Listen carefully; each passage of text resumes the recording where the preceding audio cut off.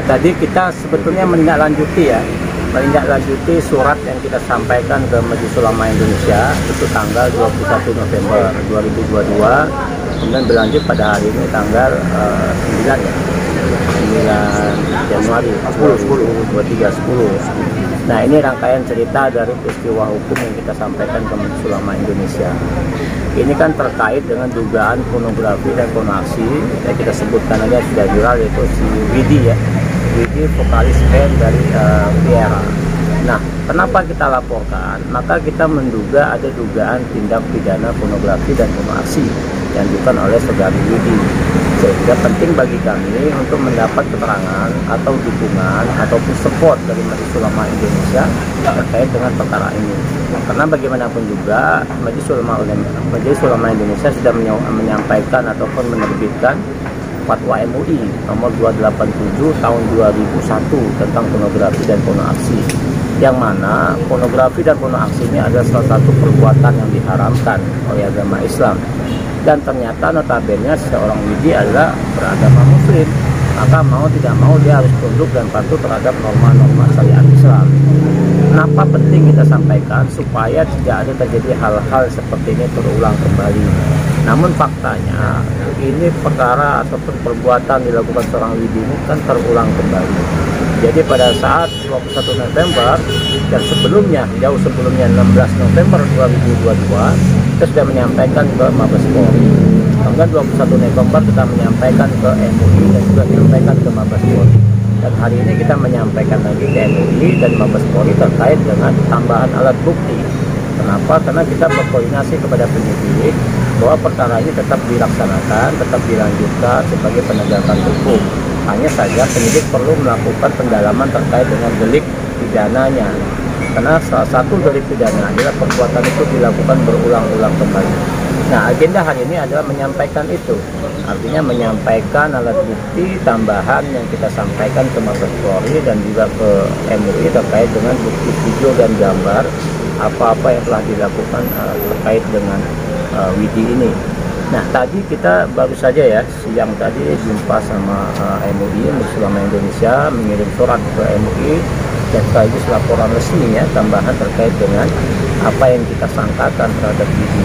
Dan alhamdulillah ya, MUI menanggap respon positif dan beliau dan mereka akan mencoba untuk melakukan pemanggilan, karena kita minta kepada MUI untuk memanggil Widi dengan tujuan untuk verifikasi ataupun tabayun terkait dengan apa yang dituduhkan ke dia, supaya tidak ada persepsi ataupun terkait dengan tidak adanya dampak positif ataupun negatif dari masyarakat. Maka Widi harus menyampaikan ini agar supaya soalnya menjadi clear. Maka dari itu rencananya akan diagendakan pekan depan. Tapi belum tentu nanti kawan-kawan bisa untuk konfirmasi lebih jelas supaya pekan depan itu tanggal berapa sehingga ada kepastian. Nah, kita sempat berdiskusi sama MUI ya terkait dengan pola apa yang dilakukan oleh saudari Widi ini. Karena sebelum jauh dari persoalan Widi ini banyak persoalan public figure melakukan hal yang sama.